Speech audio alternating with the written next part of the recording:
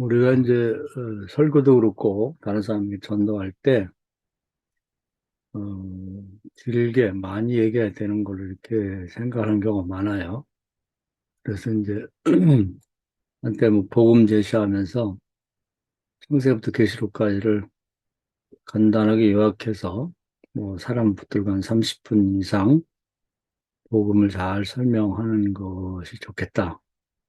뭐 그런 생각을 갖고 또 그런 분위기가 된 때가 있었습니다. 그러나 지금에 와서는 누구를 붙들고 그렇게 편하게 얘기할 수 있는 기회가 별로 없죠. 아마 우리나라에서 성령이 소멸되었기 때문에 그렇지 않나 이런 생각이 들어요. 근데 이제 사실 뭐 예수님도 그렇고 또 세례요한도 그렇고 베드로나 바울이 복음을 전한 거 보면 그 핵심을 명료하게 이렇게 전했습니다. 세례요한 같은 경우는 회개하라 천국에 가까웠다 이렇게 말했고 예수님은 나를 믿으라 이렇게 말했고 베드로는 천하에 구원받을 만한 다른 이름이 없다. 주 예수를 믿어라. 그러면 구원을 받으리라. 주의 이름을 부르는 자. 그 사정에 보면 그렇게 간단히 얘기했죠. 주의 이름을 부르는 자는 구원을 받으리라. 사정 심짝에 보면 바울 같은 경우는 어, 주 예수를 믿어라. 그럼 너와 내 집 구원을 받으리라. 이렇게 말했죠. 그 나머지는 이제 부수적으로 뭐 시간 있을 때 전하면 되는 거고 그 핵심을 간단 명료하게 그 비유로 말하면 겨자씨 하나, 거의 흙가루와 같은 정도죠. 문제는 이제 그 말씀 전하는 내용이 거기에 복음의 핵심이 들어있으며 믿음이 담겨 있는가 하는 것이고요. 그다음에 이제 중요한 건 그 듣는 사람의 마음밭이죠. 예수님이 마음밭이 뭐 자갈밭, 밀가밭, 뭐 가시떨기, 뭐 옥토 이렇게 얘기했는데 마음밭이 문제인 것 같아요. 그래서 이제 과거 예를 들어보면 창세기 15장에 이제 아브라함에게 하나님께서 앞으로 네 민족이 출애굽기 1장에 의하면은 확대받아야 번성하니까 이 자유로운 가나안 땅에 있어서는 안 되고 이제 애굽 땅에 가서 400년 있다 오면 어, 바닷가의 모래알 하늘의 별처럼 많은 민족이 되어서 돌아올 거다. 그런 예언을 하십니다. 내용을 해석하자면 그런 거예요.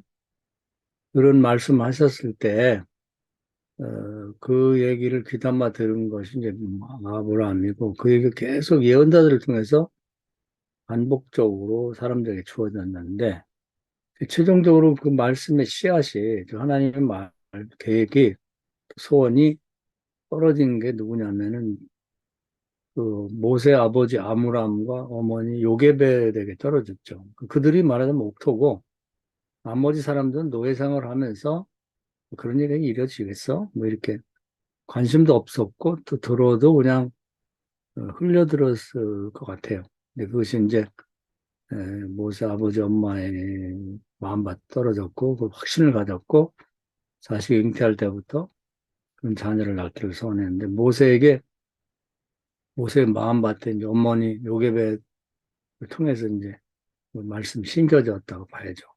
그래서 이제 그걸 어떻게 하냐면 그 얘기를 들어서 모세는 항상 자기 민족의 구원 문제에 고민을 했고 왕자가 됐음에도 불구하고 시간 날 때마다 자기 민족들의 동태를 살피고 그들을 구원하게 노력해서 나중에 이제 에, 결국 살인 사건까지 연루된 것이 그런 마음에 씨앗이 떨어졌고 구원하자고자 하는 간절한 소원이 있었기 때문에 이렇게 볼 수가 있는 거죠.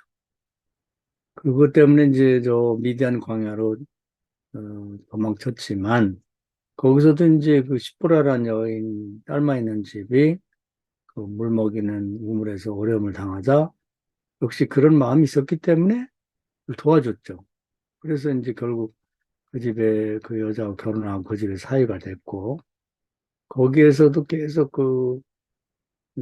마음에 하나님 주신 그 소원을 버리지 않고 그 이도루가 광야에서 많은 양을 어떻게 관리하고 이동시키는지를 보고 지혜를 얻었죠. 그다음에 이들이 시스템을 하게 해서 능력에 따라서 1000마리 양을 맡기고 100마리, 뭐 50마리, 10마리 맡기는 것.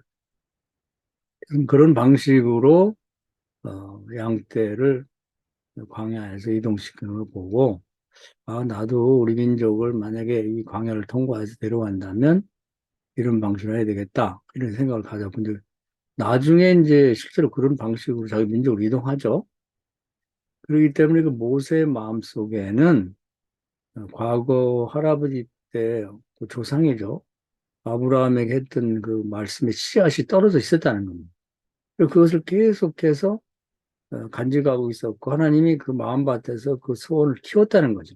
동역자로 썼다는 겁니다. 그러니까 처음에 모세 어린 아이에게 엄마가 뭐 젖을 먹이면서 유모했으니까요. 그렇게 그 얘기를 했을 때는 뭐 겨자씨만한 뭐 긴가민가한 내용이었겠죠. 그리고 뭐 어리니까 말귀도 못 알아듣고 그러나 계속해서 엄마가 반복해서 얘기하고 엄마 아빠가 중보기도 해주는 가운데 그 말씀이 잘 착상이 돼서 사람들이 모르는 가운데 잘하고 있었다고 봐요. 그리고 하나님을 주목하고 그렇게 말씀의 씨앗이 착상돼서 자라고 있는 아이는 하나님 특별 관리를 하신다. 왜냐하면 앞으로 중국주의 동역자를 써야 되기 때문에 그래서 우리가 모세가 나일강에 빠져 있는데 그 많은 사내 아이들이 그 나일강에 던졌는데 왜 유독 모세만을 그런 방식으로 이 공주와 만나게 했고 또 그런 왕궁의 왕자가 됐냐. 그걸 우연으로 받아들이면 안 된다. 하나님 나라에서는 우연이 없다고 봐야죠. 항상 그럴 만한 이유가 있는 거죠. 그리고 이 점을 간과하고 그냥 나일강에서 모세가 빠졌는데 그 애를 구원했다는 건 뭐 행운이나 재수가 좋은 걸 봐서는 안 된다. 전체성에서 봐야 돼요. 그러더니 정말로 하나님이 충분히 겨자씨가 하나의 나무 제목이 됐을 때 출애굽기 3장에서 찾아오셔서 동역자로 쓰신다는 거예요. 여기 하나의 모델을 봐야 됩니다. 그런 방식으로 하나님이 항상 먼저 씨를 뿌리죠. 아모스 3장에 보면 예고를 하시고 그다음 일하신다. 그 예고라는 게 뭐냐면 그 시대에 사는 사람이 동일하게 말씀의 씨를 뿌리는 거죠. 하나님의 미래에 대한 계획을. 아브라함 때 했던 거 똑같은 거예요. 근데 그 똑같이 뿌려진 말씀을 그 씨앗을 들었을 때 뭐 아무것도 아니라고 생각하면 바람 휙 날아가 버리는 건데 그걸 들었을 때 옥토처럼 마음같이 준비된 사람이 그걸 무슨 특정한 사람이 아니죠. 누가 됐든지 아멘하고 받아서 내 마음밭에 심는 사람에게 그것이 자라난다는 겁니다. 그게 어, 우리가 이제 유사한 사안이 이제 그 모대 뭐, 모세 얘기를 모델 삼아서 이제 복원시켜 봐야죠. 그럼 유사한 사안이 이제 또 그 후의 역사에서 에, 예레미야 25장 29절 또 29장과 25장에 보면 이스라엘 백성 두 유다 지파가 망해서 바벨론을 가는데 70년 후에 다시 돌아오게 될 거다. 거의 유사한 내용이죠. 그랬을 때 특별하게 두 사람이 그 하나님의 말씀에 대해서 마음밭에다 다른 사람 다 흘려들었는데 마음밭에 심게 되는데 에스라와 느헤미야가 마음밭에 심었죠. 그리고 이제 아마 그들은 과거 아브라함 때 이야기를 모세가 가슴에 마음에 품고 성취했던 것처럼 하나님 동역자 되고자 하는 그런 것을 배워서 알 수도 있고 아니면 그냥 좋아서 그렇게 했을 수도 있죠. 근데 우리는 이제 그 두 가지 사례를 보면서 나는 이렇게 해야겠다고 하는 걸 이제 결정할 수가 있는 거죠. 선택이 할 수가 있는 거죠. 이분들은 에스라 같은 경우는 이제 분명히 이런 그 바벨론 포로로 잡혀가고 포로상을 하는 동안에 성경이 다 흩어지고 옛날에 뭐 양피지라든지 뭐 이런 데 파피스 같은 데 있었기 때문에 뭐 오다 가다 이제 다 없어지기도 하고 불타기도 하고 여러 가지 요인에 의해서 성경 자체가 사라질 수 있기 때문에 그 주경야동, 낮에는 노예니까 일하고, 밤에는 시간 내서 공부하면서, 오늘날의 그 성경, 구약을 책에왔다. 한 사람이 한 거예요. 똑같은 시대, 똑같은 시간과 장소를 살았지만, 나머지들은 그 마음밭에 그 씨앗이 없었던 거예요. 미래에 하나님 이렇게 될 거라고 하는 아모스 3장에 한 예고, 예언, 하나님의 계획을 그걸 뭐 설마 그렇게 되랴 하고 흘려들었죠.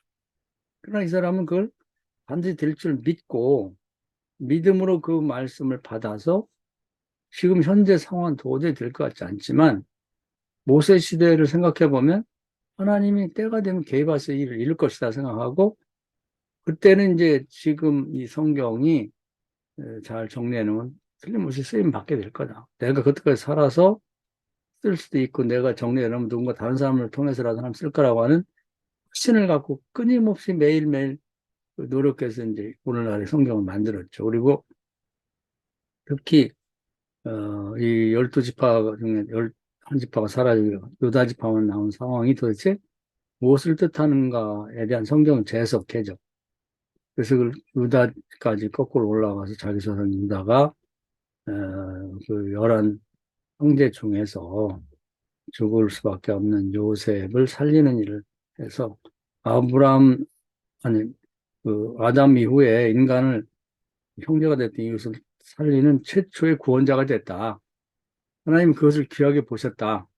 거기서부터 뭐 구sek을 마실 아담 때부터 얘기했지만 사실 유다부터 시작해서 다시 이제 성경을 정리를 했죠. 유다 중심으로. 그것이 말하자면 에스라, 니헤미야, 그 역대 상하부터 치자면 역대 상하, 에스라, 니헤미야, 에스더 그런 성경을 다시 정리해서 썼다고 봐야 되겠죠. 그리고 느헤미야는 이제 나라를 잃어가지고 어떤 자국의 어떤 통치, 어떤 뭐 조직이나 뭐 계획이나 이런 것들, 어, 조직도 제도 이런 거 다 없어졌기 때문에 법이 발전된 페르시아에서 이제 그것을 잘 기억하고 수집하고 정리해 놔서 나라가 반드시 회복될 텐데 그때가 되면 내가 일조해야 되겠다. 그런데 하나님이 그걸 보시고 그 사람을 아예 통치자로 세웠죠. 꼭 통치자가 되고 싶었다기보다는 통치가 시작될 때 필요한 그런 이제 제도와 법이나 뭐 이런 조직 같은 것들을 숙지하고 쓰도록 준비하겠다고 하는 그런 믿음을 갖고 준비를 했기 때문에 하나님 그걸 알고 계시고, 그럼 분명히 알고 계신 거죠. 자기는 뭐 그냥 보조라도 됐으면 좋겠다 생각했는데 그걸 준비한 사람이 느헤미야밖에 없기 때문에 느헤미야를 들어서 이제 이 관료로 지도자로 세웠죠. 그래서 모세와 아론처럼 그렇게 사용했다는 볼 수가 있습니다. 그러니까 우리가 이 점을 잘 생각해서 우리 목사들 자신도 나는 하나님이 미래된 계획 중에서 어떤 성경 말씀 중에서 한 말씀이 나에게 이렇게 마음밭에 심겨졌고 이게 지금 살아 운동력이 있어서 미래를 위해서 끊임없이 기도하고 준비하고 소원하고 있는 게 있는가. 그걸 생각할 필요가 있다는 거예요. 바울도 다 사도겠느냐, 다 뭐 목사겠느냐, 다 선지자겠느냐, 다 무슨 병 고치는 자겠느냐, 뭐 다 선교사겠느냐 그런 말했는데 그런 어떤 한 가지 하나님의 소원, 계획 이런 것들과 관련해서 성경에 수없이 많은 말씀들이 이렇게 뿌려져 있는데 선포되고 있는데 그중에 한 가지라도 과연 내가 모세가 그랬던 것처럼 에스라 느헤미야가 그랬던 것처럼 내 마음속에 간직하고 그 말씀을 키워가고 있는 것이 과연 있는가 그걸 한번 생각할 필요가 있다는 거죠. 밭은 밭인데 그냥 아무것도 그런 말씀의 씨앗이 없는 사람이 태반이에요. 그렇게도 뭐 동기 목사들의 모임이 있어서 이제 그 김성수 선교사 부자가 선교하고 있는데 근데 카자흐스탄 선교회가 만들어졌습니다. 그 동기 친구들 중심으로 그래서 저도 좀 도와야겠다 싶어가지고 얘가 와서 이제 모임에서 갔었는데 그 이제 우리 학번에서는 그래도 이제 주류에 해당되는 열심히 뭐 교회도 뭐 규모도 있고 뭐 앞으로 감독도 하고 이런 친구들이 모여서 그래서 이제 쭉 있었는데 한 서너 시간 있었던 것 같아요. 근데 무슨 뭐 정치 얘기만 하고 하여튼 그 머리가 아프더라고요. 전혀 어떤 선교에 관한 모임인데 복음에 관해서는 전혀 관심이 없고 그래서 머리가 엄청 아팠습니다. 가서도. 그래서 그 양반들을 뭐 비난을 하는 게 아니라 정말 무슨 그 하나님이 성경을 통해서 말하고자 하는 것에는 그것이 관심이 없는 그냥 생각이나 말과 행동, 대화 속에는 그런 것이 전혀 없는 그런 아쉬움이 좀 있었어요. 그래서 과연 목사인 우리 자신에게는 뭐 어떤 달란트에 따라서 사명에 따라서 적어도 그런 어떤 말씀의 씨앗, 하나님의 소원과 계획에 관련된 것이 하나라도 내 속에 자라고 있는가. 그걸 위해서 생각하고 말을 행동하고 판단하고 노력하는 게 있는가. 그것을 한번 생각할 필요가 있다. 바울 같은 경우도 보면은 하나님의 그 예수님을 통해서 계획을 말씀을 들었을 때 그동안에 있던 모든 그런 것들 뭐 똥오줌처럼 점토처럼 다 버리고 그걸 자기 마음 중심에 심고 이제 거기에 이제 모든 것을 다 쏟아붓고 그걸로 노력하죠. 그래서 그동안 부족했던 예수님과의 어떤 직접 교육을 받지 못했기 때문에 아라비아 사막에 들어가서 다른 사도들처럼 부활의 예수와 나는 만나겠다를 3년을 지냈고 또 이방 선교를 하려고 보니까 복음에 대해 너무 모르는 거죠. 그래서 자기 고향 다수로 내려가서 12년 6개월 동안 성문서들을 다 가져다가 구약의 에스라가 했던 것처럼 이방인을 선교하기 위해서 그것을 이제 대조해 가면서 취사 선택을 해가면서 이제 결국 나중에 최종 완성본이 로마서입니다만은 이방인을 위한 재해석된 복음을 마련했다. 그게 끊임없이 그런 노력을 기울이는 거죠. 물론 바울도 뭐 먹기도 하고 자기도 하고 이동도 하고 사람도 만나지만 그의 그 생각의 중심에는 그것이 한 번도 떠나본 일이 없는 그런 것을 갖고 살았다는 거죠. 그걸 표대라고도 하고 주께서 맡긴 이 사명을 위해서라면 사도행전 20장에 보면 내 목숨을 조금도 아깝게 생각하지 않겠다. 그런 것이 하나 있어야 되지 않느냐. 그냥 어디가 더 맛있는 음식, 뭐, 고기를 팔고, 어디가 더 재미있고, 어디가 뭐 놀기 좋고, 뭐 이런 것만 가진다면 목사라고 목사를 할 수가 있겠는가 하는 생각이 드는 거예요. 그저 우리가 한번 교회를 그만두기 전에, 아니면, 은퇴하기 전에, 아니면 은퇴하고 나서도 나에게 적어도 하나는 있어야 되겠다는 거죠. 그게.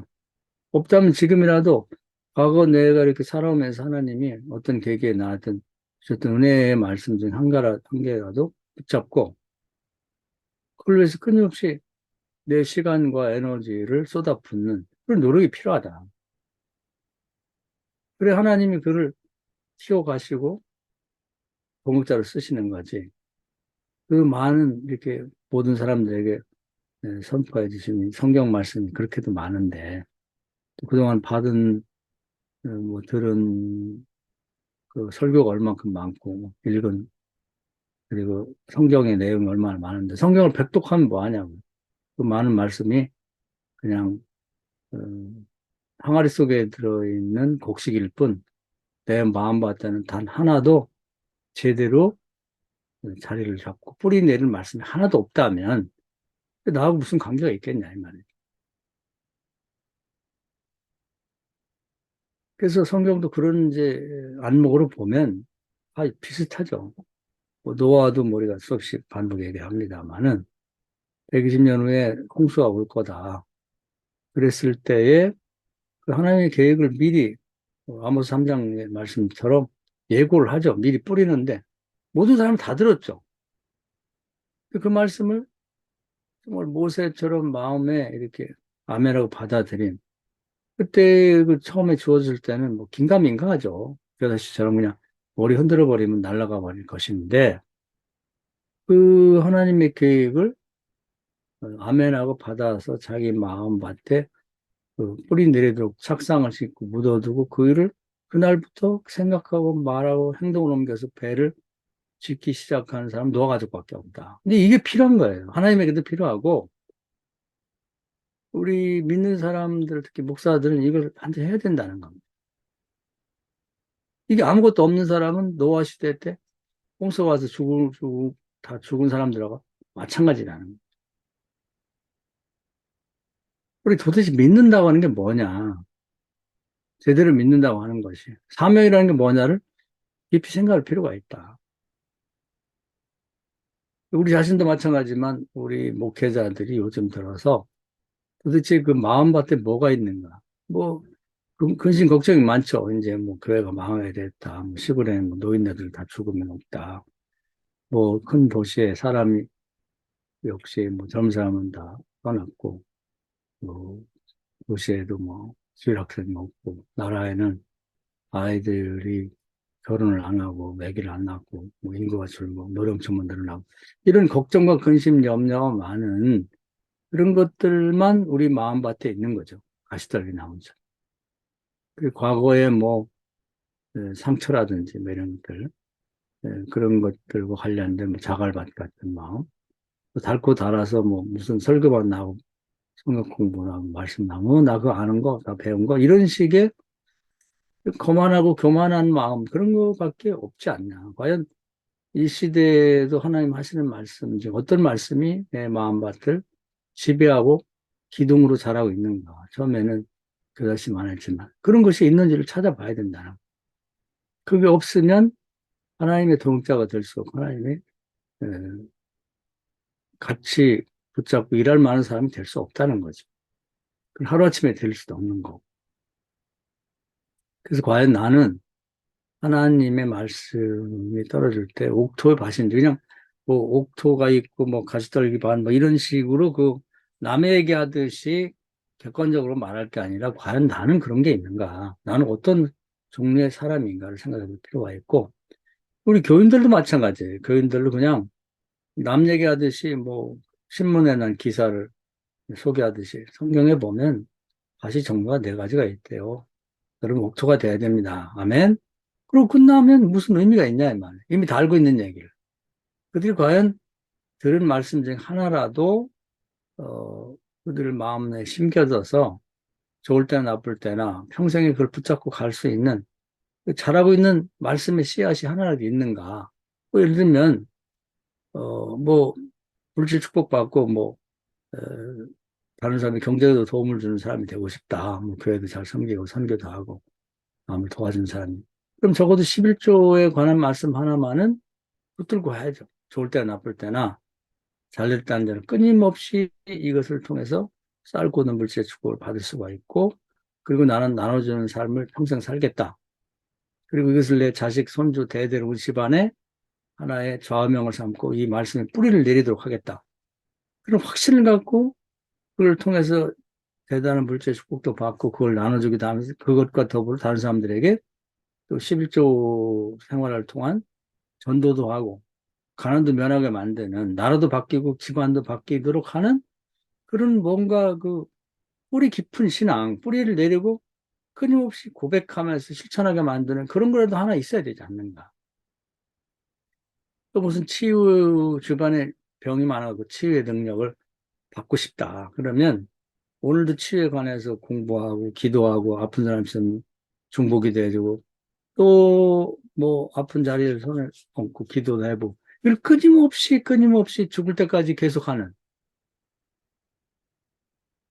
그리고 그걸 통해서 집안의 모든 질병을 다 몰아내고 주변 사람들을 위해서 중보기도 하고 뭐 손기철 장로라는 사람처럼 어, 정말 무슨 손에 사막이 난 것까지라도 기도해서 치유해 보는 경험을 계속 쌓도록 그 달란트 얘기가 수도 없이 말하는데 달란트 비유 알죠?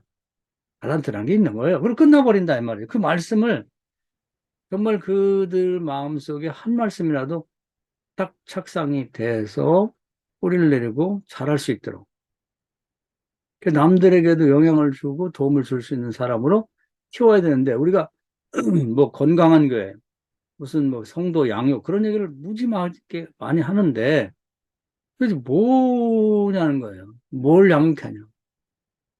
그렇게 양육해서 교회 뭐 치유의 은사라도 발전이 되고 다른 사람들 기대할 만한 사람이 있나요?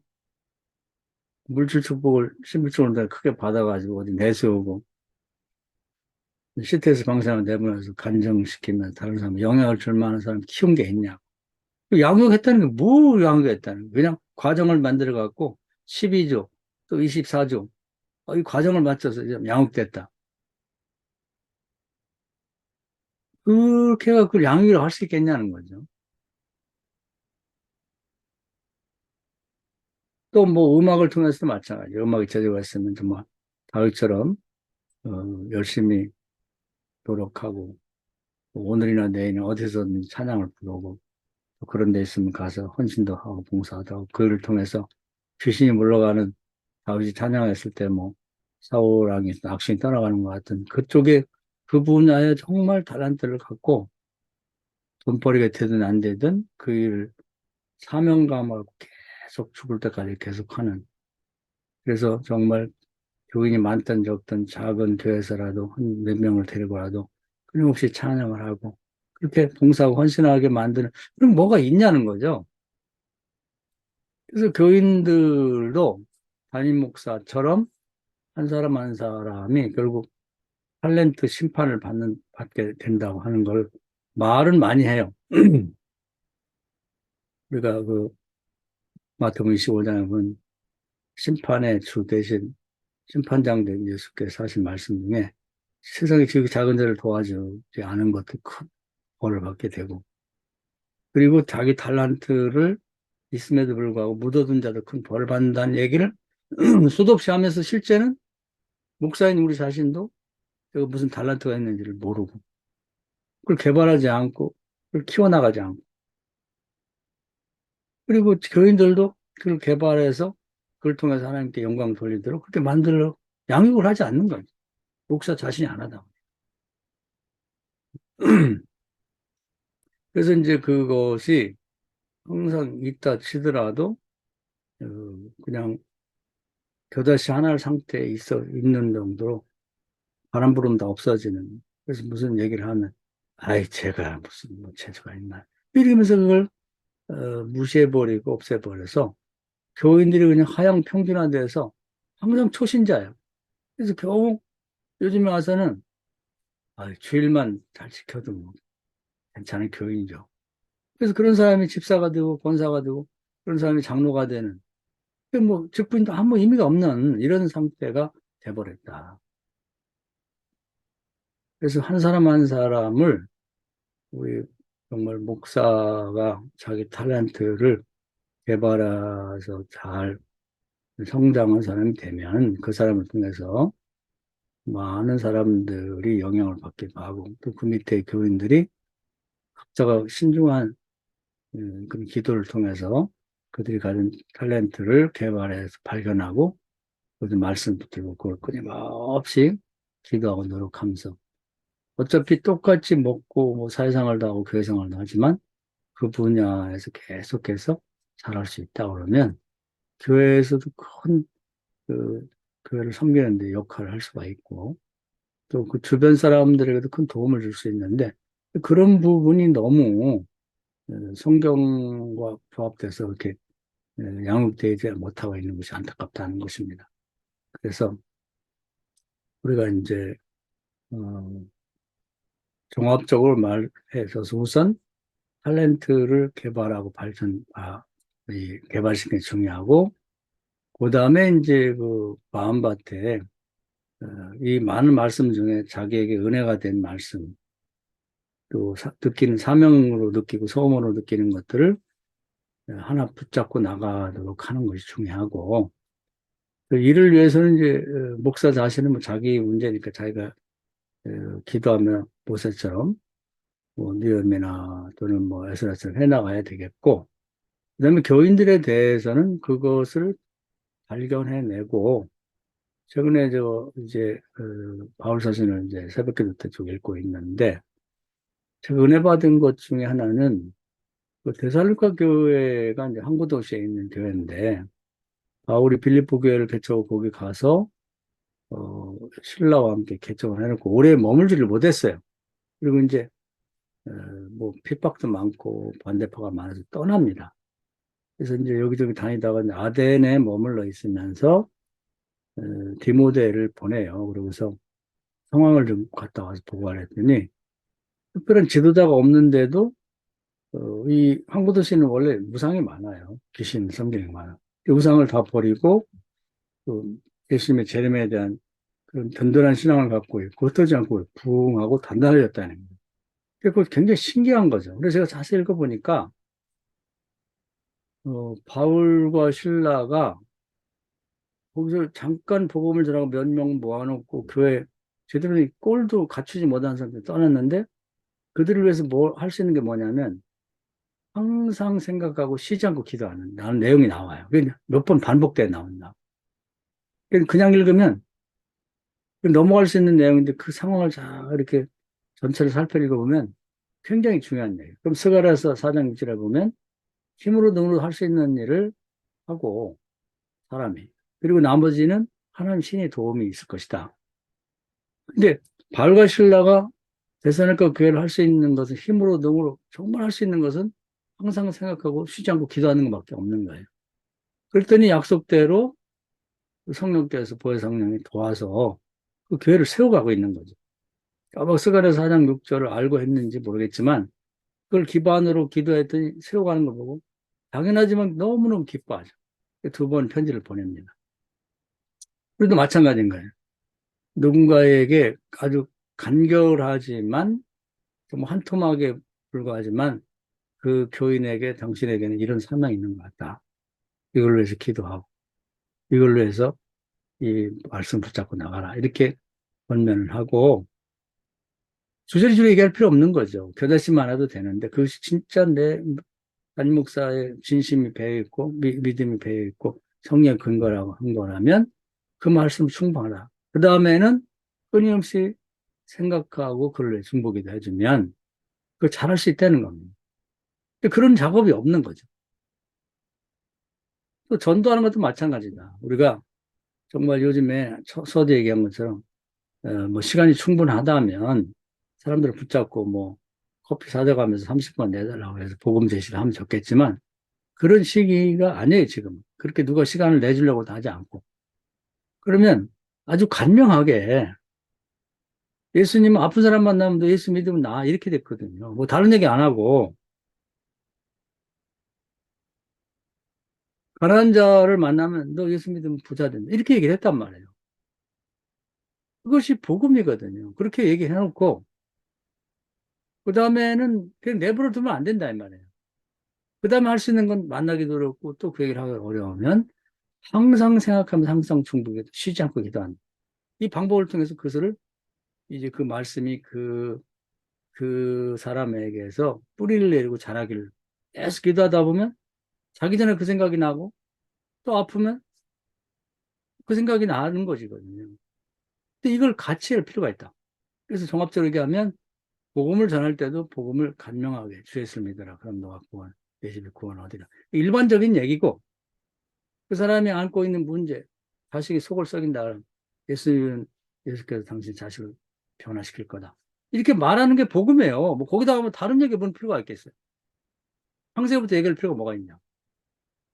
그런 다음에는 그를 위해서 항상 생각하면서 항상 중보기도 할 필요가 있다. 또 교인도 탤런트, 뭐 아니면 문제가 있는 사람은 똑같은 얘기를 하면 되겠지만 탤런트를 개발할 때도 당신에게는 내가 기도하고 생각해보니까 이런 탤런트가 있으니까 이걸 붙들고 기도하고 이걸 갖고 주님께 봉사하라. 이렇게 말해놓고 항상 생각하면 항상 중보기도 하면 하나님이 그다음부터는 그 마음속에서 그 마음밭에서 그쪽으로 그 사람이 성장을 잘할 수 있게 만들고 써줄 수 있다는 거예요. 우리 또한 그렇게 돼야 된다는 거예요. 그러지 않고 아직도 우리는 신학교를 졸업하고 목회한 지가 10년, 20년, 30년이 되는데도 그 마음밭에는 단 하나의 말씀의 씨앗도 없고 그냥 아직도 내가 목회를 제대로 하는 건지 말아야 되는 건지 사명이 있는지 없는지를 생각하는 겨자씨 상태의 그런 이제 잘하지 못하고 흙가루 정도의 신앙으로 살아가고 있다는 것이 문제다. 그래서 전반적으로 이게 제일 문제인 것 같아.